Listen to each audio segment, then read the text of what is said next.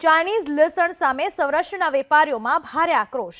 રાજકોટ, ગોંડલ અને જેતપુરમાં લસણની હરાજી બંધ રાખીને વિરોધ નોંધવામાં આવ્યો। ગોંડલમાં લસણના વેપારીઓએ સૂત્રોચ્ચાર સાથે વિરોધ નોંધાવ્યો। હરાજી બંધના સમર્થનમાં ખેડૂતો પણ જોડાયા। ચાઇના લસણ બંધ કરોના પોસ્ટર્સ હાથમાં રાખીને વિરોધ નોંધાવવામાં આવ્યો। તો રાજકોટ માર્કેટયાર્ડમાં પણ વેપારીઓમાં આક્રોશ જોવા મળી રહ્યો છે। ચાઇનીઝ લસણ જે છેલ્લા થોડા દિવસોથી ચર્ચામાં આવ્યું છે। રાજકોટ અને ગોંડલ માર્કેટયાર્ડમાં આજે લસણની હરાજી બંધ રાખવામાં આવી છે, કારણ કે ચાઇનીઝ લસણને લઈને હવે વેપારીઓમાં પણ ભારે રોષ જોવા મળી રહ્યો છે। ત્યાં સુધી કે ડોક્ટર્સના મતે પણ ચાઇનીઝ લસણ નુકસાનકારક સાબિત થઈ શકે છે, કેન્સર જેવા ગંભીર રોગોને આમંત્રણ આપી શકે છે અને વાયા નેપાળની બોર્ડરથી ગુજરાતમાં ચાઇનીઝ લસણ ઘુસાડવામાં આવતું હોવાની ઘટનાનો પર્દાફાશ થયો છે। ગુજરાતમાં આ લસણનો પ્રતિબંધ ફરમાવવામાં આવે, ચાઇનાથી લસણ ગુજરાતમાં કોઈ પણ રીતે ન આવે, આ બાબતને લઈને ખેડૂતોનો વિરોધ છે। સાથે જ વેપારીઓનું કહેવું છે, ખેડૂતોનું કહેવું છે કે ચાઇનીઝ લસણને કારણે ગુજરાતના ખેડૂતોને પણ ભારે નુકસાન પણ થઈ રહ્યું છે અને સાથે સાથે તેમનું સ્વાસ્થ્ય પણ બગડી રહ્યું છે। સૌરાષ્ટ્રના ખેડૂતો જેને સફેદ સોના તરીકે ઓળખે છે, આ સફેદ સોનું હાલ જોખમમાં હોય તે પ્રમાણેનો માહોલ સમગ્ર દેશની અંદર જોવા મળી રહ્યો છે। વાત છે ચાઇનીઝ લસણની, અને ચાઇનીઝ લસણ છે એ કેવું હોય છે અને ભારતનું લસણ કે સૌરાષ્ટ્રમાં પાકતું લસણ કેવું હોય છે એ આજે અમે એબીપી અસ્મિતામાં બતાવશું। કેમ કે ચાઇનીઝ લસણનો ઠેર ઠેર વિરોધ છે। સમગ્ર સૌરાષ્ટ્રની અંદર આજે માર્કેટિંગ યાર્ડો બંધ છે। સમગ્ર ભારતની અંદર આજે લસણની અંદર લસણને લઈને વિરોધ જોવા મળી રહ્યો છે। લસણની હરાજી છે તે બંધ રાખવામાં આવી છે સૌરાષ્ટ્રના માર્કેટિંગ યાર્ડોમાં। હવે આપણે ભારતનું લસણ કેવું છે એ બતાવવાનો પ્રયાસ કરીશું। ભારતનું જે લસણ છે એ જોઈ શકાય છે કે આ ભારતનું લસણ છે, દેશી લસણ જેને કહેવામાં આવે છે, અને જે દ્રશ્યો બતાવશું કોઈ પણ સામાન્ય ગૃહિણી અથવા સામાન્ય વ્યક્તિ પણ ઓળખી શકે છે। આ આપણું જે લસણ છે એ ખૂબ જ નાનું હોય છે અને એનો બાંધો છે તે ખૂબ જ જોડેલો હોય છે, એ બતાવવાનો પ્રયાસ કરીશું। અને મૂળિયા છે એ પણ જોવા મળે છે। આ આપણું ભારતનું લસણ છે એના મૂળ પણ જોવા મળતા હોય છે। હવે ચાઇનીઝ લસણની જો વાત કરવામાં આવે તો ચાઇનીઝ લસણ જે ગોંડલમાં પકડાયું હતું એ પણ આપણે થોડા દિવસ પહેલા બતાવ્યું હતું। ચાઇનીઝ લસણનો જે ગાંઠિયો છે એ ખૂબ જ મોટો હોય છે અને જે ગુલાબી કલરની ઝાંય પડતી હોય છે આ લસણમાં, એટલે કે પાંદડું છે એ સેજ ગુલાબી જોવા મળતું હોય છે।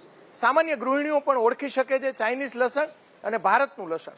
હવે જે મધ્યપ્રદેશથી જે લસણ આવે છે એ પણ મારી બાજુમાં છે। ચાઇનીઝ લસણ અહીંયા રાજકોટ માર્કેટિંગ યાર્ડમાં નથી એટલે અમે તમને બતાવી નહીં શકીએ, પરંતુ ગોંડલની અંદર થોડા દિવસ પહેલા ચાઇનીઝ લસણ જે પકડાયું હતું એનો ભેદ અમે બતાવીએ તો મોટું લસણ હોય છે અને ગુલાબી ઝાંય હોય છે।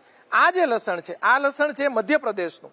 આ મધ્યપ્રદેશનું લસણ પણ એનો ગાંઠિયો છે લસણનો ખૂબ જ મોટો હોય છે, એ બતાવવાનો પ્રયાસ કરીશું।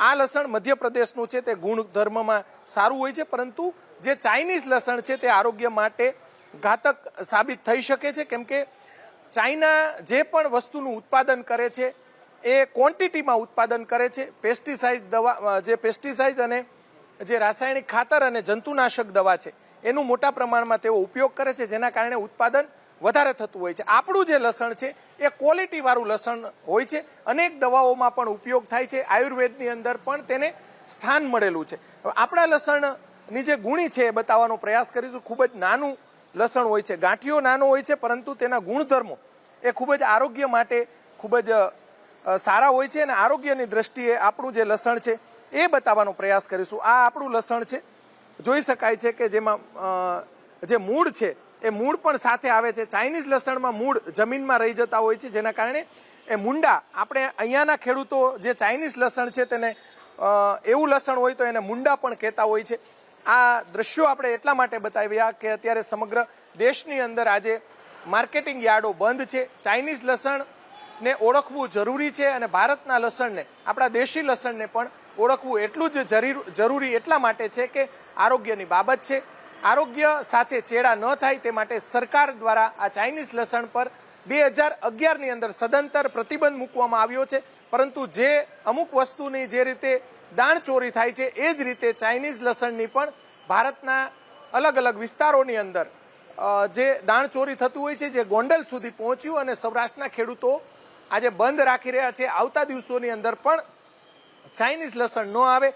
જો ચાઇનીઝ લસણ આ રીતે આવશે તો ખેડૂતોને, આપણા સૌરાષ્ટ્રના જે ખેડૂતો છે તેને પોષણક્ષમ ભાવ નહીં મળે, સાથે સાથે જે સૌરાષ્ટ્રના જે ખેડૂતોનું જે ઉત્પાદન છે એ ઉત્પાદનમાં ખૂબ જ મહેનત હોય છે. આ ખેડૂતોને જે રીતે મોટા પ્રમાણમાં નુકસાન થઈ શકે છે, જે રીતે ચાઇનાનો માલ આવી રહ્યો છે, જેના કારણે દેશભરના જે વેપારીઓ અને જે ઉત્પાદકો છે તેને મોટા પ્રમાણમાં ફટકો પડ્યો છે, જે પાયમાલ થઈ ગયા છે. એવું ખેડૂતો સાથે ન થાય ત્યારે સરકાર, કેન્દ્ર સરકાર ખાસ ગંભીરતા દાખવે તેવું સૌરાષ્ટ્રના ખેડૂતો અને વેપારીઓની માંગ છે. અમે ભેદ એટલા માટે બતાવ્યો છે, ચાઇનીઝ લસણ છે તે આરોગ્ય માટે ઘાતક છે. આપણા દેશનું હુંડિયામણ પણ વિદેશ એટલે કે ચાઇના જતું રહે છે, જે ચાઇના સૌ કોઈ જાણે છે કે આપણો વિરોધી દેશ છે અને આપણો જે દુશ્મન દેશ છે. આ દુશ્મન દેશમાં આપણું હુંડિયામણ ન જાય તે માટે સામાન્યમાં સામાન્ય નાગરિક કે ગૃહિણીઓએ પણ ધ્યાન રાખવાની જરૂરિયાત છે. કેમેરામેન શુભાશિયાની સાથે પરાક્રમસિંહ જાડેજા, એબીપી અસ્મિતા, રાજકોટ. આ લસણની આપણે તમે વાત કરો છો, ગુણવત્તાની દ્રષ્ટિએ આપણે વાત કરી તો એકદમ નબળી ગુણવત્તાનું લસણ આવે છે, વાયરસવાળું લસણ છે એવું પણ જાણમાં આવ્યું છે.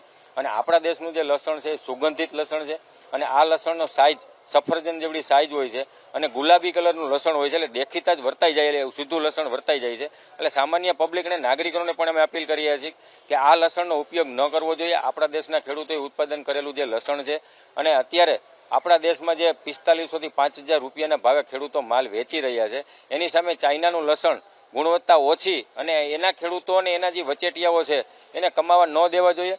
અને આ લસણને જે ઘુસાડવામાં આવ્યું છે એની ઉપર સરકારે યોગ્ય પગલાં લઈ કાર્યવાહી કરી અને જે લોકો આની ઉપર સંડોવાયેલા છે એને પકડીને તાત્કાલિક કાર્યવાહી કરવી જોઈએ. આજે ગોંડલ માર્કેટિંગ યાર્ડમાં 30 કટ્ટા લસણ આવ્યું છે, એટલે ચાઇનાથી કઈ રિક્ષામાં તો 30 કટ્ટા લાવ્યા નથી. 100% આની પાછળ મોટું ષડયંત્ર હોઈ શકે. કન્ટેનરો મોઢે આ લસણ આવતું હોય છે, એક કન્ટેનરે આવ્યું હોય અને 5 કન્ટેનરે આવ્યા હોય અને વાયા અફઘાનિસ્તાન થઈ અને આ લસણને આપણા દેશમાં ઘુસાડવામાં આવ્યું છે. એટલે ધીમે ધીમે છૂટક આપણા દેશમાં વેચી અને યોગ્ય વળતર મેળવવા માટે અને એને આમદાની વધારે મળે એના માટે થઈને આખો કારસો ગોઠવવામાં આવ્યો છે. આની પાછળ એક સમુદાય આખો એક છે અને એ લસણને અફઘાનિસ્તાનથી આ લોકો મગાવે છે અને ગમીને ગોડાઉનમાં રાખી અને 20-25 ગુણી એવું કરી અને અમુક યાર્ડોમાં મોકલતા હોય છે. પણ પહેલા પ્રયાસમાં જે નિષ્ફળ થયા છે, એટલે હવે લોકો માર્કેટિંગ યાર્ડ સુધી નહીં પહોંચાડે એવું અમને